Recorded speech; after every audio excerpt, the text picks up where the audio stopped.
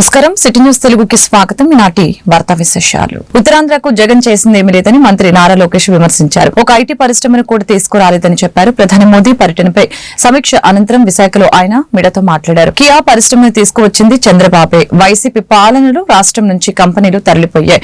గతంలో సిపిఎస్ రద్దు చేస్తామని చెప్పారు. చేశారా? ప్రస్తుతం దేశంలో భారీగా పింఛన్ ఇస్తోంది ఏపీనే. గత ప్రభుత్వం పెట్టిన బకాయిలు మేము చెల్లిస్తున్నాం.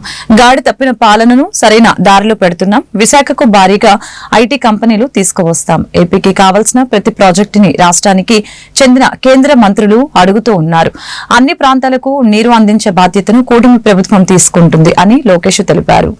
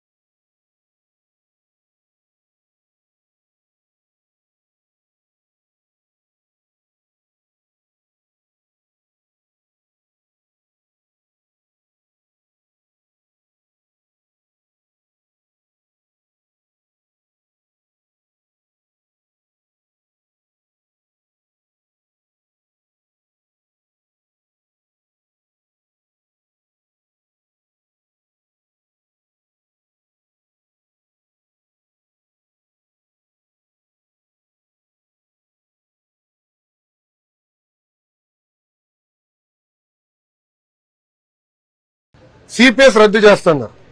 ఏమైంది? సంపూర్ణ మద్యపాన నిషేధం చేస్తున్నారు. ఏమైంది? అయినా మర్చిపోయారా? మళ్ళీ వాళ్ళు అడుగుతారు.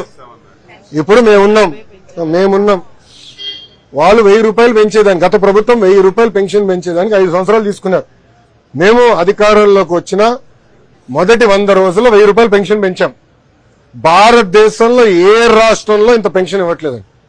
వృద్ధులు కానివ్వండి, వికలాంగులు కానివ్వండి, ఏ రాష్ట్రంలో ఇంత పెన్షన్ ఇవ్వట్లేదు. ఎన్డీఏ ప్రభుత్వం ఆంధ్ర రాష్ట్రంలో అంత పెన్షన్ ఇస్తుంది. నంబర్ 1. రెండోది, అన్న క్యాంటీన్ మూసేసింది ఎవరు? వైకాపా ప్రభుత్వం. మూసేసిన అన్న క్యాంటీన్ తిరిగి ప్రారంభించింది ఎవరు? ఎన్డీఏ ప్రభుత్వం. రెండోది. మూడోది, దీపం పథకం హామీ ఇచ్చాం, అమలు చేశాం. తల్లికి వందనం మేము డేట్స్ ఇచ్చాం. రైతులకు ఇవ్వాల్సింది కూడా మేము డేట్స్ ప్రకటించాం. మత్స్యకారులు కూడా మేము చెప్పాం. ఇప్పుడు అడుగుతున్నారు, నేను చూడి అడుగుతా, ఎందుకు మీరు బకాయిలు పెట్టారు? మళ్ళీ ఫీ రీయింబర్స్మెంట్ బకాయిలు మీరు ఎందుకు పెట్టెళ్లారు? స్కూల్ కిట్ కి 1000 కోట్ల రూపాయలు బకాయిలు పెట్టెళ్లారు. ఆ బకాయిలు మేము చెల్లిస్తున్నాం. ఇప్పుడు ఎన్టీఆర్ వైద్య సేవ కూడా గత ప్రభుత్వం దాదాపు 1800 కోట్ల బకాయిలు పెడితే మేము చెల్లిస్తున్నాం. మా పైన బాధ్యత, మేము బాధ్యత నుంచి పారిపోవట్లేదు, చెల్లిస్తున్నాం. కానీ గత ప్రభుత్వం చేసిన అప్పులు కూడా వడ్డీ కూడా వచ్చి మన నెత్తిమీద పడింది. ఇప్పుడు ప్రతి నెల మాకు 4000 కోట్ల డెఫిసిట్ తో బడ్జెట్ నడుస్తుంది. 4000 crore డెఫిసిట్, 4000 కోట్లు. ఈరోజు జీతాలకి చెల్లించడానికి చాలా ఇబ్బంది పడుతుంది ప్రభుత్వం. కానీ కేంద్ర ప్రభుత్వ సహకారంతో లిటరలీ మేము నెట్టుకుని వస్తున్నాం. ఇంకా టైం పడుతుంది. విధ్వంసం మామూలుగా చేయలేదు. నేను వెళ్ళి ఒక కంపెనీని కలిస్తే వాళ్ళు ఒకటే అడుగుతున్నారు, మీరు హామీ ఇస్తారా మళ్ళీ జగన్మోహన్ రెడ్డి ముఖ్యమంత్రి అవడానికి? నన్ను అడిగారు. అదేంటి ఇట్లా అంటే, గతంలో మేము ఇబ్బంది పడ్డాం కదా. గతంలో ఇట్లానే రెన్యూబుల్ ఎనర్జీ పీపీఎల్ క్యాన్సిల్ చేశారు, లూలు తరిమేశాడు, ఇట్లా అనేక కంపెనీలు తరిమేశారు. కియా మోటార్స్ కూడా బాగా ఇబ్బంది పెట్టారు. సో మీరు మాకు గ్యారంటీ ఇస్తారా జగన్మోహన్ రెడ్డి అనే వ్యక్తి ఆ పార్టీ అధికారంలోకి రాదు, అప్పుడు మేము వచ్చి పెట్టుబడి పెడతాం అని చెప్తున్నారు. లిటరలీ బాండ్ పేపర్ మీద నన్ను సంతకం పెట్టమంటున్నారు. అంత విధ్వంసం జరిగిందండి. రాష్ట్రం దారి తప్పింది. దారి తప్పిన రాష్ట్రాన్ని సరైన దారిలో పెట్టాల్సిన బాధ్యత మా ప్రభుత్వం పైన కలిసికట్టుగా మేము చేస్తున్నాం.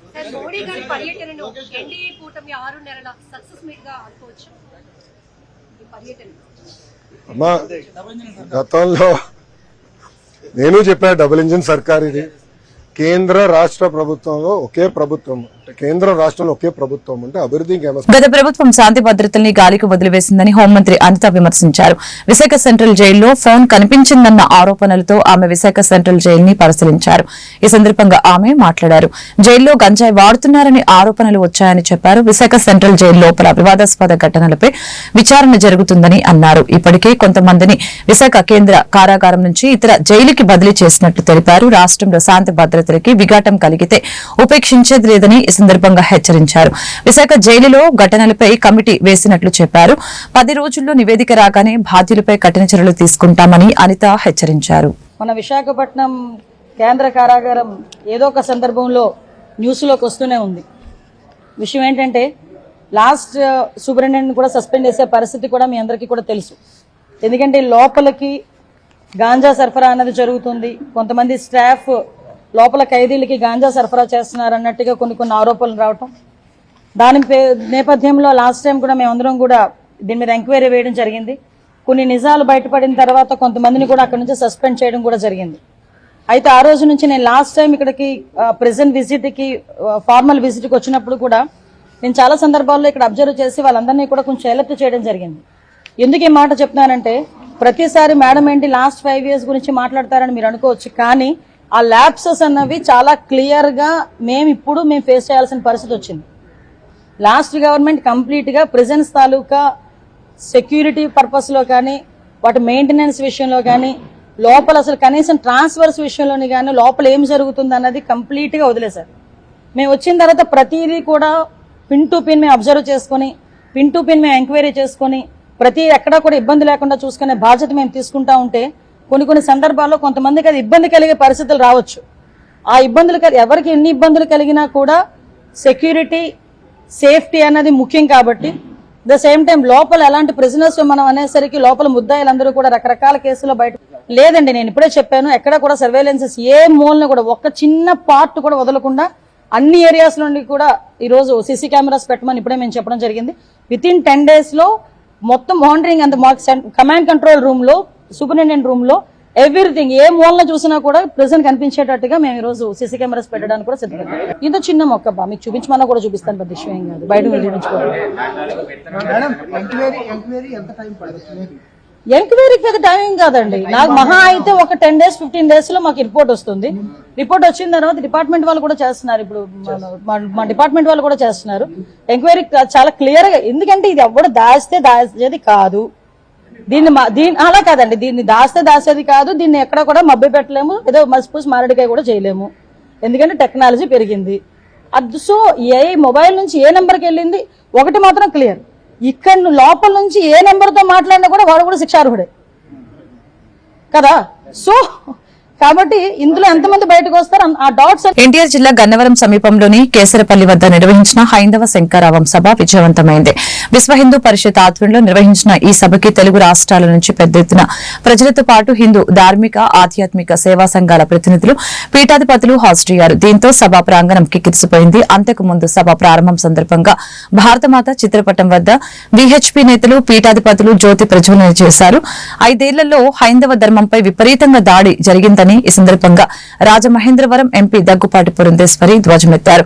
దెబ్బతిన్న హిందువుల మనోభావాలని ప్రతి ఒక్కరికి వివరించాలనే ఉద్దేశంతో సభ నిర్వహిస్తున్నట్లు చెప్పారు. రాష్ట్రంలో మత మార్పిడిలు ఎక్కువగా జరుగుతున్నాయని అన్నారు. అందరినీ ఒక తాటిపైకి తీసుకువస్తేనే ఆలయాల స్వయం ప్రతిపత్తి హిందూ ధర్మ పరిరక్షణ సాధ్యమవుతుందని పురంధేశ్వరి తెలిపారు. ఆఫీసర్స్ ఉంటామంటే మాకు అభ్యంతరం లేదు, కానీ ఆ ప్రతిష్టాదులు చేసినటువంటి పెద్దలు ఎవరున్నారో వాళ్ళ ఆదేశానికి విరుద్ధం కాని రీతిలో వాళ్ళు వాటిని నిర్వహించగలిగేట్టుగా అయితే వాళ్ళు ఉండాలి, లేకపోతే వాళ్ళు అక్కడ ఉండాల్సిన అవసరం లేదు. అంగీకరిద్దామా దానికి? ఎండోమెంట్ డిపార్ట్మెంట్ ఉండాలా పోవాలా అది తర్వాత వాళ్ళు నిర్ణయం చేస్తారు.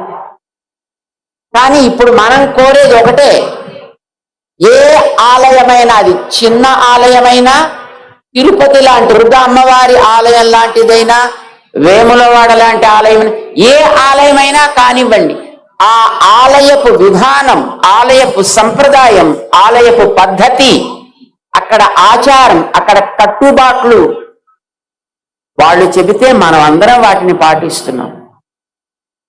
ఇలా జరగాలి అని వారు నిర్ణయం చేస్తే మనం అందరం మన ఆఫీసుల్లో, ఉద్యోగాల్లో, వ్యాపారాల్లో పక్కన పెట్టి అందులో సేవలు అందిస్తున్నాం. కుర్రవాళ్ళంతా అందులో ఎన్నెన్నో రకరకాలైనటువంటి ఉత్సవాలు చేస్తున్నారు.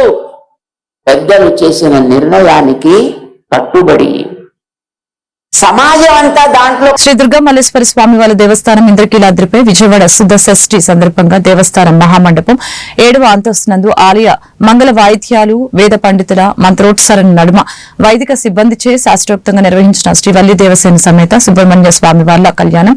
ఈ కళ్యాణానికి భక్తులు అధిక సంఖ్యలో హాజరయ్యారు. బ్రాహ్మణ హరిహర గురుచరణ సన్నిధో అస్మిన్ వర్తమాన వ్యవహారిక సహకుటుంబస్య ఆయుష్యాభివృద్ధిద్వారా కుమారస్య సిద్ధ్యర్థం అందరూ ఒకసారి నమస్కారం చేసుకోండి. చెప్పండి. కాశ్యపసగోత్రోద్భవస్య లక్ష్మీ సూర్యనారాయణ నామధేయస్య అతిశీఘ్రమే కళ్యాణ ప్రాప్తి సిద్ధ్యర్థం. మీకు కూడా కాశ్యపసగోత్రోద్భవస్య గణపతి శర్మ నామధేయ ఆదిత్యాది నవగ్రహ మహర్దశాయాం అంతర్దశాయాం విదశాయాం సూక్ష్మదశాయాం ప్రాణదశ దశాంతర దశాది సమయే సంభావిత ఆదిత్యాది నవగ్రహ క్రూరఫల నివృత్తి సిద్ధ్యర్థం మమ గృహే మహాలక్ష్మి నిత్యనివాస సిద్ధ్యర్థం మనోవాంఛ మనోరథ కార్య అనుకూలత కళ్యాణ మహోత్సవం కరిష్యే. మీ మనసులో ఉన్నటువంటి కోరిక స్వామివారికి చెప్పి నమస్కారం చేసుకోండి. ఆదౌ గృహభూభాండ ఆత్మద్రవ్య స్థల పదార్థ శరీర శుద్ధ్యర్థం వృత్త శుభాక్రియా సంపద్యంతాం అగ్నిపురోగా విశ్వదేవా ప్రియంతా మాహేశ్వరీ పురోగా మాత ప్రియంతాం ఇంద్రపురోగా మద్గణా ప్రియంతాం వశిష్ఠ పురోగా అర్షణా ప్రియంతాం శ్రీ విష్ణుగా సర్వే దేవాశ్చ ప్రియంతాం బ్రహ్మచ బ్రాహ్మణాచ ప్రియంతాం బ్రహ్మ విష్ణు మహేశ్వరాచ ప్రియంతాం శ్రద్ధా మేధే ఏ ప్రియేతాం ప్రేతాం భగవాన్ నారాయణః ప్రేతాం భగవాన్ స్వామి మహాసేనః ప్రేతాం భగవాన్ పర్జన్యః ప్రేతాం భగవాన్ పితామహ ప్రేతాం భగవాన్ పితామహః. వీరమాచనేని సిద్ధార్థ పాఠశాల 46వ వార్షికోత్సవ వేడుకలు శనివారం రాత్రి పాఠశాలలో ఎంతో ఘనంగా నిర్వహించడం జరిగింది. సిద్ధార్థ అకాడమీ ప్రెసిడెంట్ మల్లినేని రాజయ్య సభకు అధ్యక్షత వహించారు. ఈ వేడుకలకి ముఖ్య అతిథిగా విజయవాడ సబ్ కలెక్టర్ కావూరి చైతన్య హాజరై జ్యోతి ప్రజ్వలన చేశారు.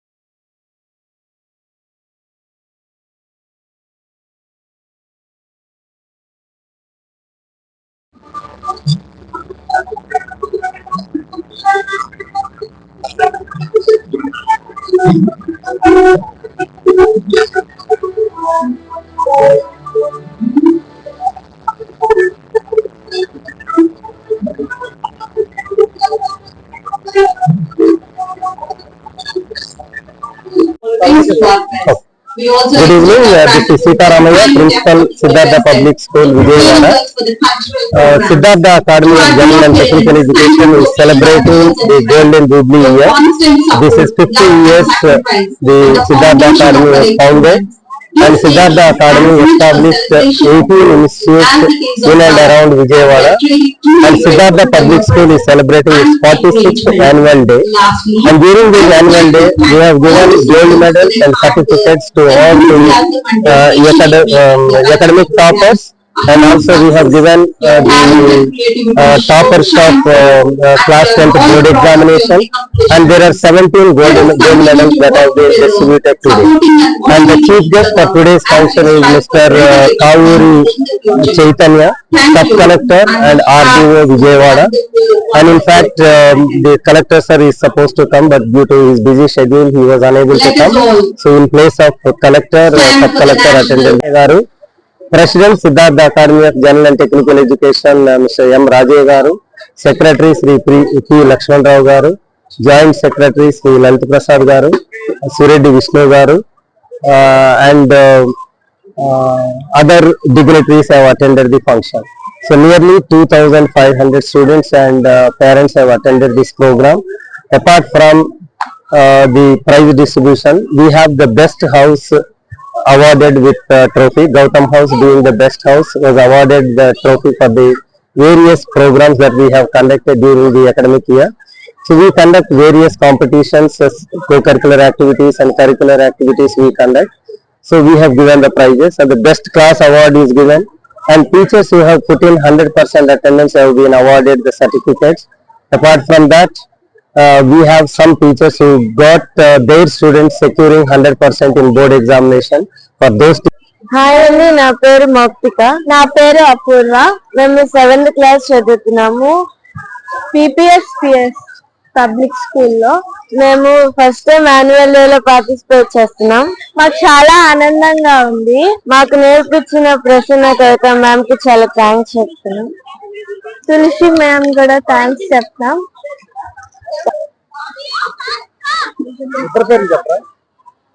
నా పేరు మౌక్తిక. నా పేరు అపూర్వ. ఏలూరు నగరంలో కొత్త బస్టాండ్ ఆవరణలో 3 నూతన బస్సులను ప్రారంభించిన ఏలూరు శాసనసభ్యులు Badeti Chanti, Vijayawada zone APS RTC chairman Reddy Appalanaidu Eluru నుంచి 3 సూపర్ లగ్జరీ నూతన బస్సులను ప్రారంభించడం జరిగిందని ఈ సందర్భంగా తెలియజేశారు. కూటమి ప్రభుత్వం ఏర్పడిన తర్వాత 7 నెలల కాలంలోనే సుమారు 500 బస్సుల్ని నూతనంగా ప్రారంభించాలని, ప్రభుత్వం ఎన్నికల్లో ఇచ్చిన హామీలను నెరవేర్చడంలో సఫలమైందని అన్నారు.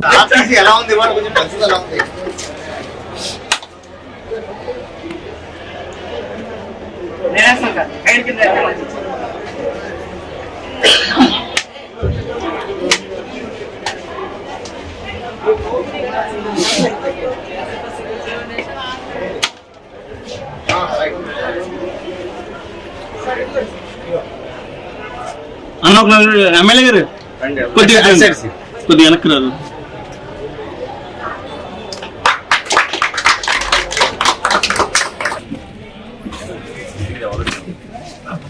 ఓకే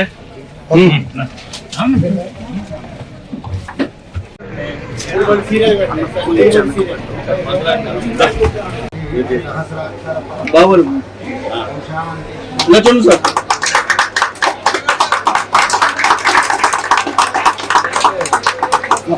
సార్ పవన్ నెలకి పోవాలి. సీట్లో కూర్చోండి.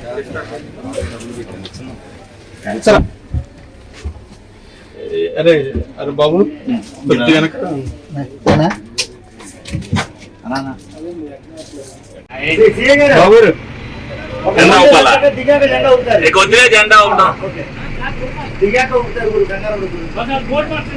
బాబు ఏదో okay.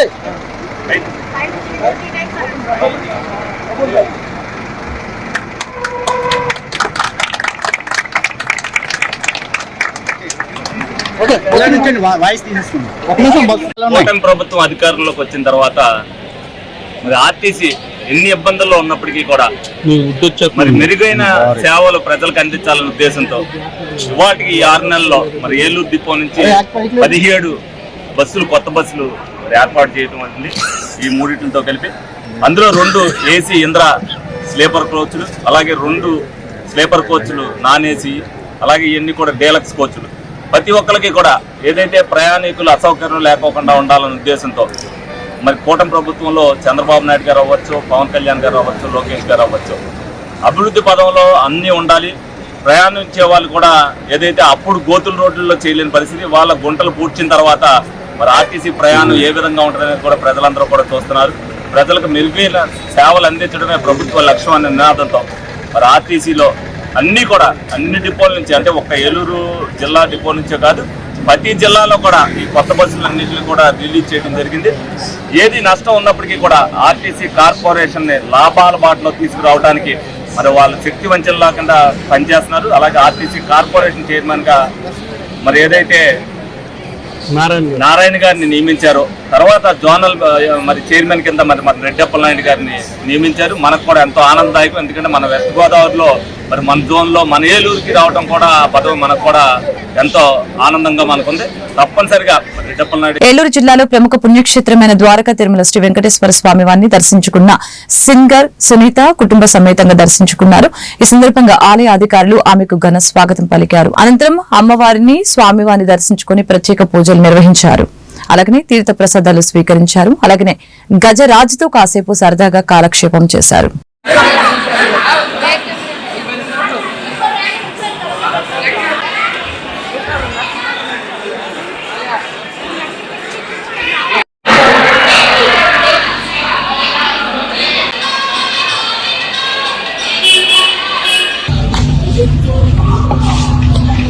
Very kind, very kind. Shri Venkateswara స్వామి ఆలయం ద్వారకా తిరుమలలో ఈ నెల 10న జరగనున్న ముక్కోటి ఏకాదశి పర్వదినం కోసం ప్రత్యేక ఏర్పాట్లు చేసినట్లు ఆలయ అధికారులు తెలిపారు. ముక్కోటి ఏకాదశి ముందు రోజు ఈ పర్వదినం సందర్భంగా 9వ తేదీ మధ్యాహ్నం ప్రారంభమయ్యే గిరి ప్రదక్షిణకి సంబంధించి ముమ్మరమైన ఏర్పాట్లు, భక్తుల సౌకర్యం కోసం ఆలయంలో ప్రత్యేక క్యూ లైన్లు ఏర్పాటు చేయబడ్డాయని ఈ సందర్భంగా తెలిపారు. ఈ పర్వదినం సందర్భంగా భక్తులు భారీ సంఖ్యలో ఆలయాన్ని సందర్శించనున్నారు.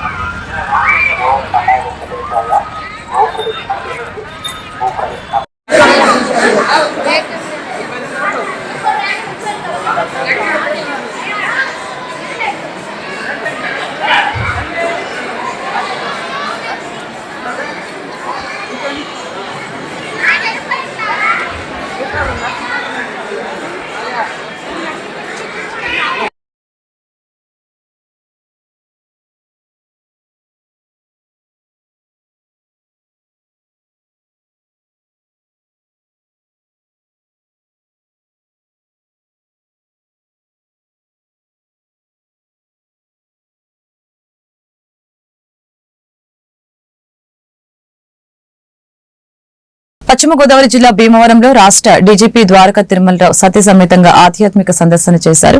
ముందుగా పంచరామాల్లో ఒకటైన సోమేశ్వర జనార్దన స్వామిని దర్శించుకున్న అనంతరం శ్రీ శ్రీ శ్రీ మావులమ్మ అమ్మవారిని కుటుంబ సమేతంగా దర్శించుకున్న డీజీపీ వారికి పూర్ణ కుంభంతో స్వాగతం పలికిన ప్రధాన అర్చకులు.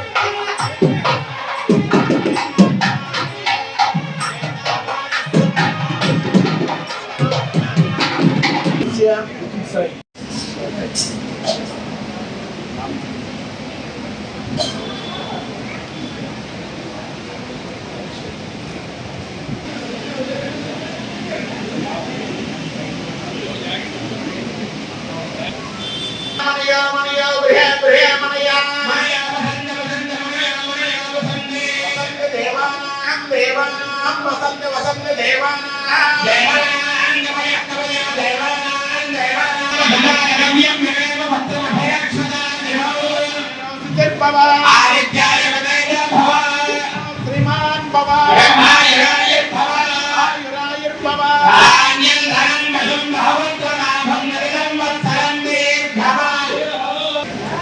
రైట్ మోడ్లో ఉంటుంది.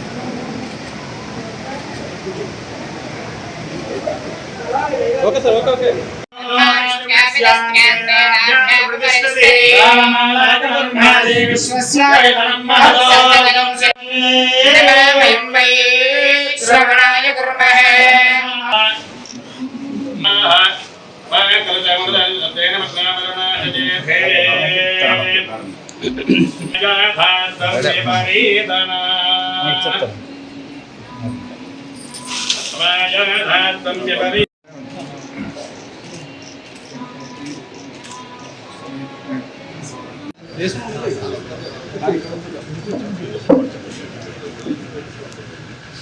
ఏలూరు జిల్లాలో పోలవరం ప్రాజెక్టు నిర్మాణం కోసం సర్వం త్యాగం చేసిన నిర్వాసితులకి పూర్తి నష్టపరిహారం చెల్లించాలని సిపిఐ రాష్ట్ర కార్యదర్శి సభ్యులు డేగా ప్రభాకర్ ప్రభుత్వాన్ని కోరారు. అలాగనే పోలవరం ప్రాజెక్టుకి సంబంధించి 41.15 కాంటూరు పరిధిలో ముంపునికి గురయ్యే గ్రామాల్లోని కుటుంబాలకి పునరావాస పరిహార సొమ్ము ఖాతాల్లో జమ అవుతున్నట్లు వార్తలు వచ్చాయని, అయితే పరిహారం సొమ్ము చెల్లించడం చెప్పినప్పటికీ ప్రాజెక్టు ఎత్తు 45.72 మీటర్ల పరిధిలో ఉండేటట్లు పరిగణించి ముంపునికి గురయ్యే గ్రామాల కుటుంబాలకి పరిహారం చెల్లించాలని డిమాండ్ చేశారు. అందరికీ నమస్కారం. డేగా ప్రభాకర్, సిపిఐ రాష్ట్ర కార్యదర్శి వర్గ సభ్యులు. నిన్న ఈరోజు పోలవరం నిర్వాసిత ప్రాంతాల్లో వాళ్ళ అకౌంట్లో R&R ప్యాకేజీకి సంబంధించి డబ్బులు పడతా ఉన్నాయి. డబ్బులు పడతా ఉంటే అందరూ కూడా దాన్ని బయట ఉన్న వాళ్ళు ప్రభుత్వాలు, కూటమి ప్రభుత్వం చాలా గొప్పగా చేస్తూ ఉందని చెప్పేసి ప్రశంసలు గుర్తిస్తూ ఉన్నారు. R&R ప్యాకేజీకి సంబంధించి 2015లో తెలుగుదేశం ప్రభుత్వం అధికారంలో ఉండగా 6,86,000 ఎస్సీలకి, ఎస్టీలకి, 6,36,000 ఇతర వర్గాల వారికి ఫిక్స్ చేసింది. తర్వాత ఎన్నికలు వచ్చినాయి. 2019 ఎన్నికల్లో జగన్మోహన్ రెడ్డి గతంలో ఎకరాకు 1,15,000, 1,35,000 ఇచ్చిన భూములకి ప్రతి ఎకరాకు రైతులకు నష్టం జరిగింది కాబట్టి 5 లక్షల రూపాయలు ఇస్తామని చెప్పి, అట్లాగే R&R ప్యాకేజీకి సంబంధించిన భాగంలో 10 లక్షలు ఇస్తామని చెప్పేసి చెప్పారు. చెప్పడం అయితే వాగ్దానం చేశారు, కానీ నిర్వాసితులకు సంబంధించి ₹1 కూడా వేసిన పాపాన జగన్మోహన్ రెడ్డి ప్రభుత్వం పోలేదు. అప్పుడు కూడా రాజకీయాలకు అతీతంగా అనేక ఆందోళనలు నడిచినాయి, అనేక ఉద్యమాలు నడిచినాయి ఏజెన్సీలో. అయినా కానీ ప్రభుత్వం పెద్దగా స్పందించరా. ఇవాళ జగన్మోహన్ రెడ్డి ప్రభుత్వం కానీ, చంద్రబాబు నాయుడు గారి ప్రభుత్వం కానీ ప్రజలకు, అంటే నిర్వాసితులకు కానీ, ఆంధ్ర రాష్ట్ర ప్రజలకు కానీ చేయబోతున్న అన్యాయం ఏమంటే మేము గమనించింది, ప్రాజెక్టు హైటు 45.75 ఉంటేనే 190 చిల్లర టీఎంసీల నీరు నిలవ ఉంటుంది. అటు లెఫ్ట్ కెనాల్కి, రైట్ కెనాల్కి నీరు సక్రమంగా నడుస్తుంది. 960 మెగావాట్ల విద్యుత్తు ఉత్పత్తి అవ్వడానికి ప్లాంట్ తయారవుద్ది. కానీ నిర్వాసితులకు సంబంధించి దగ్గరగా 30,000 కోట్ల రూపాయలు ఇవ్వాల్సిన అవసరం ఉంది. అందుకోసం నిర్వాసితులకి జల్లగొట్టి ఈ డబ్బు ఎగ్గొట్టడం కోసం కేంద్ర ప్రభుత్వం ఆలోచన, లేకపోతే ఈ కూటమి ప్రభుత్వం, లేకపోతే వెళ్ళిన జగన్మోహన్ రెడ్డి ప్రభుత్వం దూరాలోచన, దుష్టాలోచన అర్థం కావడం లేదు. కానీ దానికి ఒక మొదటి ఫేజ్ అనే పేరు పెట్టి 41.15 మీటర్ల హైట్లోనే ఇది కన్స్ట్రక్షన్ అని ఇప్పుడు వేసిన డబ్బులు కూడా. రాష్ట్ర ప్రభుత్వం విద్యారంగం పట్ల అనుసరిస్తున్న వైఖరిపై నిరసనగా ఈ నెల 11వ తేదీన విజయవాడలోని ధర్నా చౌక్ వద్ద ధర్నా నిర్వహిస్తున్నట్లు డెమోక్రటిక్ టీచర్స్ ఫెడరేషన్ రాష్ట్ర అధ్యక్షులు కె నరహరి తెలిపారు. ఏలూరు నగరంలో ఈరోజు విలేకరుల సమావేశంలో ఆయన మాట్లాడారు.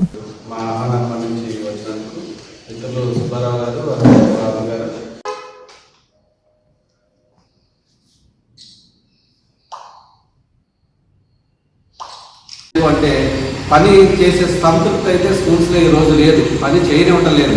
అంటే మేము ముడి సరుకుని ఎంఈఓ ఆఫీస్కి అందిస్తే ఎంఈఓ ఆఫీస్ ఆ ముడి సరుకుని తీసుకువెళ్ళి డిఓ ఆఫీస్కి అందిస్తే అది వాళ్ళంతా మళ్ళీ సిఎస్సి ఆఫీస్కి అమరావతిలో మంగళగిరిలో ఉన్న ఆఫీస్కి అందించాల్సిన పరిస్థితి ఉంది.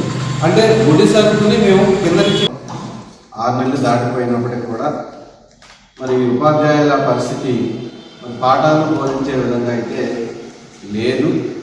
ఈ విషయాన్ని మొదటి నుంచి కూడా 2 నెలలు ఈ ప్రభుత్వం వచ్చి పూర్తవక ముందే ఎమ్మెల్సీలో ఒక సమావేశాన్ని విజయవాడలో కండక్ట్ చేసినప్పుడు ఆ రోజున కూడా DTFగా ఆ రోజు మేము ప్రభుత్వంగా ఉపాధ్యాయుల వ్యతిరేకత మొదలైంది, మాకు పాత విధానాలే కొనసాగుతున్నాయి అనేది ఆ రోజు స్పష్టంగా నేను చెప్పడం కూడా జరిగింది. మరి 6 నెలలు పూర్తయినప్పటికి కూడా ఉపాధ్యాయులకు రావాల్సిన జీతానికి సంబంధించి 2-3 తారీఖుల్లో జమ అవుతూ వస్తున్నాయి. ఈసారి 5వ తారీఖు అయినప్పటికీ కూడా రేపు జమ అవుతాయి అనేది పేపర్ ద్వారా తెలిసింది.